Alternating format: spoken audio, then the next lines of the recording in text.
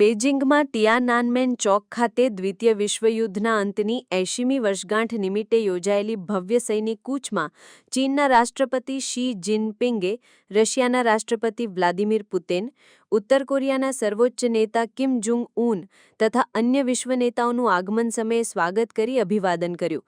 સમારોહની શરૂઆતમાં શી જિનપિંગે ઉલ્લેખ કર્યો કે માનવજાત સમક્ષ શાંતિ અથવા યુદ્ધ, સંવાદ અથવા મુકાબલો જેવા વિકલ્પો ઊભા છે અને ચીન શાંતિપૂર્ણ વિકાસના માર્ગે અડગ રહેશે.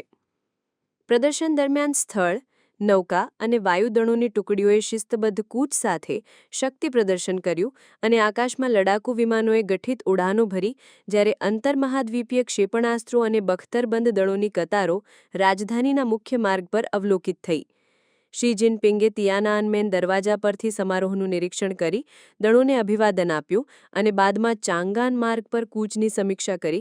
પશ્ચિમી દેશોના અનેક નેતાઓ ગેરહાજર રહેતા છતાં 20થી વધુ દેશોના પ્રતિનિધિમંડળો ઉપસ્થિત રહ્યા.